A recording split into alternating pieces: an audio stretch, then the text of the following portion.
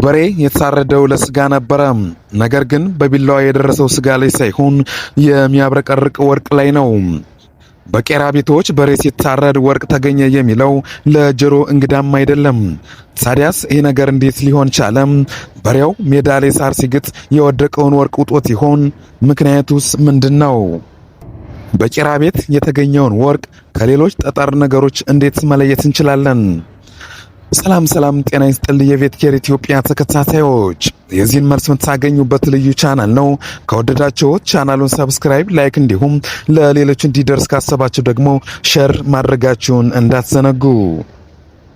ክብራትና ክብራን እንግዲህ ብዙዎችን የሚያወዛግብ ነገር ነው። ዛሬ ግን ሳይንሳዊን በተመለከተ መንገድ እንግዲህ ይዘንላችሁ ቀርበናል ማለት ነው። ወርቅ እንዴት ነው ከከብት ሆድ ውስጥ ሊሰራ ወይም ሊመነጭ የሚችለው የሚለውን እናያለን። በበሬ ሆድ በተለይም በጨንጓራ ክፍል ውስጥ የሚገኙ ጠጣር ነገሮች በሳይንሳዊ ቤዞርስ በመባልም ይታወቃሉ። በበሬ ውስጥ ወርቅ የሚመስሉ ነገሮች የሚፈጠሩት እንግዲህ በተለያዩ ምክንያቶች ነው ማለት ነው። በመጀመሪያ የምናየው ኢንትሮሊዝ፣ በእነዚህ በሰውነት ውስጥ እንግዲህ የሚፈጠሩ ድንጋይ መሰል ነገሮችም ናቸው። ከብቶቹ ሳር ወይም መኖ በሚመገቡበት ጊዜ ሳይታሰብ ትናንሽ ጠጠሮች ብረቶችን ወይም ማሻዎችን ሊውጥ ይችላል ማለት ነው።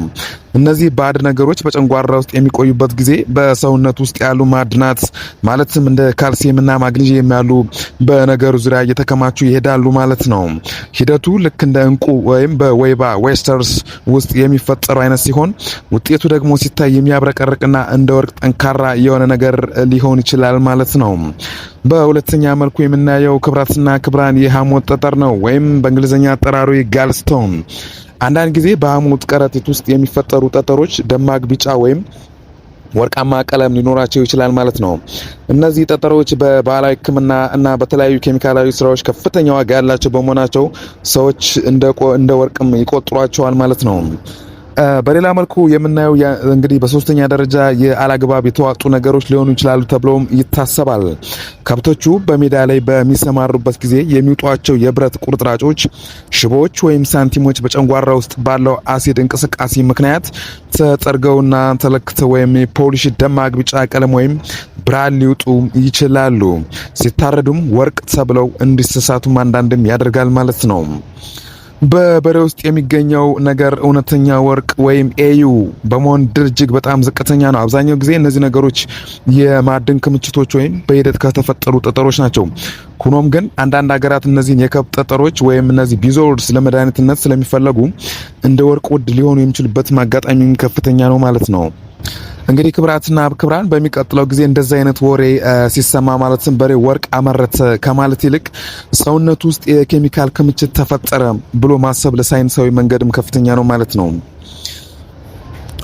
እንግዲህ ይህን ካየን እንዴት መለየት እንችላለን? ወርቅ ነው ወይስ አይደለም የሚለውን እናያለን ማለት ነው። ማለት ወርቅን ከሌሎቹ ጠጣር ነገሮች እንዴት መለየት አለብን የሚለውን ስንመለከት ከብት ውስጥ በተለይም በጨንጓራ ወይም በሐሞት ከረጢት የሚገኙ ጠጣር ነገሮች አብዛኛው ጊዜ መጀመሪያም እንዳልኳችሁ የሐሞት ጠጠር ወይም ጋልስቶን ወይም ቤዞር የሚባል ነገሮች ናቸው ማለት ነው። እነዚህ ነገሮች አንዳንድ ጊዜ በጣም ውድ ሊሆኑ ስለሚችሉ በትክክል መለየትም አስፈላጊ ነው ማለት ነው። የተገኘውን ነገር የወርቅ መሆኑን ወይም አለመሆኑን ለመለየት እንግዲህ የተለያዩ መንገዶችን ተጠቅመን መለየት እንችላለን ማለት ነው። ከነዛ ውስጥ እንግዲህ በግንባር ቀደምነት የምናየው እንግዲህ አንደኛ የቀለምና ገጽታ ልዩነት ነው ማለት ነው። እንግዲህ ወርቅ ከሆነ ወርቅ ቢጫ እንግዲህ ከዚህ በፊት እንደምታውቁት ቢጫና የሚያብለጨልጭ ነው። ከብት ውስጥ የሚገኝ ወርቅ ቢኖር እንኳን ቀለሙን አይቀይረውም ማለት ነው፣ ወይም አይዘግም ወይም አይጠራቀም ማለት ነው። እንግዲህ ክብራትና ክብራን ልብ በሉ እዚህ ጋር ማለት ነው። ሌላኛው የሐሞት ጠጠር ከሆነ ብዙውን ጊዜ ቀለሙ ብርቱካናማ፣ ቢጫ ወይም ቡናማ ሊሆን ይችላል ማለት ነው። እንደ ወርቅ ብረትነቱ አይታይም ማለት ነው። ይልቁንም እንደ ድንጋይ ወይም እንደ ደረቅ ሸክላ ይመሳሰላል ማለት ነው። እንግዲህ ክብራትና ክብራ ምናልባት ግልጽ ካልሆነላችሁ ቪዲዮን ፖዝ እያደረጋችሁ ምናልባት ይህን ሳውንድ ልትሰሙ ትችላላችሁ ማለት ነው።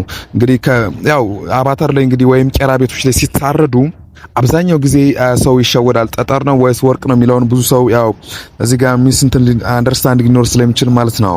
ሁለተኛ እንግዲህ ምንድነው የክብደት ምርመራ ወይም ዴንሲቲ የምንለው ነው። ወርቅ ከሆነ ወርቅ በጣም ከባድ ብረት ነው። እንደሚታወቀው ወርቅ ዴንሲቲው ከፍ ያለ ነው። መጠኑ ትንሽ ቢሆንም በእጅዎ ሲይዙት ግን ክብደቱ በከፍተኛ ሁኔታ ይሰማዎታል ማለት ነው። እናንተ እንግዲህ ወርቁን እጃችሁ ላይ አድርጋችሁ በምትይዙበት ሰዓት ክብደት አለው ከሌላው ጠጠር ያው ይዘቱ ትንሽ እንስ ስለሚል ማለት ነው። ሁለተኛ ጠጠር ከሆነ የሐሞት ጠጠር ወይም ሌላ ከብት ውስጥ የሚገኝ ጠጣር ነገሮች ከወርቅ ጋር ሲነጻጸሩ በጣም ቀላል ነው ማለት ነው። ምናልባት ከብቱ ጠጣር ነገሮችን አብሮ ከበላ ከወርቅ ጋር ለመለየት ስታስቡ ወርቅ በጣም ከበድ ይላል ማለት ነው። ጠጣር ነገሮች ከሆኑ ግን ያው ቀለል ይላሉ ነው ሳይንሳዊ ትንባዩ ማለት ነው። በሶስተኛ ደረጃ ስንመለከት እንግዲህ ጥንካሬና የመሰበር ባህሪውን ነው ማለት ነው። ወርቅ ከሆነ እንግዲህ ወርቅ ሊሰበር አይችልም በፍጹም። ክብራትና ክብራን ጠንካራ ነገር ቢመቱት ራሱ ማለት ይቀለበት ወይም ይጨፈለቃል እንጂ ወይም አይፈረፈርም። የመሰበር እድሉ በጣም ዝቅተኛ ነው ወርቅ ሲሆን። ሌላኛው ጠጣር ከሆነ እንግዲህ የሐሞት ጠጠር በቀላሉ ሊሰበር ወይም በቢላ ሲቦጫጨር ሊፈራረስ ይችላል። በውስጡም ሲታይም ንብርብሮች ወይም ላየርስ ሊኖረው ይችላል ማለት ነው። በቀላሉ እንዲያርጋችሁ ወርቅን ከጠጣር ነገሮች መለየት ይቻላል ማለት ነው። በአራተኛ ዘዴ የምናየው ወይም ቀላል ዘዴ ሊባል የሚችለው ማንኛውም ሰው ሊያደርገው የሚችለው ሶሉሽን ሊሆን የሚችለው አንደኛ በውሃ መለየት ነው። እንግዲህ እቃውን ውሃ ውስጥ ይከተትና ወርቅ ከሆነ ወዲያውኑ ወደ ታች ይረግጣል ማለት ነው። ያ ማለት ዴንሲቲው ከፍተኛ ስለሆነ ወደ ታች የመውረድ እድል ይኖረዋል ማለት ነው። ሌላኛው የሐሞት ጠጠር ከሆነ ግን በጣም ቀላል ነው። ወደ ላይ የመንሳፈፍ እድሉ በጣም ሰፊ ነው። በዛ ላይ እንኳን ቀስ ብሎ ነው የሚወርደው ወደ ታች ማለት ነው። ልክ እንደ ወርቅ ቶሎ ሊሰርግ አይችልም ወደ ታች። በአምስተኛ ደረጃ የምናየው በሰዓት መለኮስ ነው። እንግዲህ ወርቅን በሰዓት ይፈተናል ነው የሚባለው። ወርቅ ከሆነ በሰዓት ቢግልም ቀለሙ አይቀየርም። በሌላም እንደገናም ደግሞ አይቀልጥም። በጣም ከፍተኛ ሙቀት ካልሆነ በስተቀር ሊቀልጥ አይችልም ማለት ነው። ይህ የወርቅ አንዱ ባህሪ ነው። በሌላ መልኩ ጠጣር ከሆነ ግን በሰዓት ሲነካ እንኳን ሊቃጠል ወዲያው ሊጠፋባችሁም ይችላል። መጥፎ ሽታም ሊያመጣ ይችላል።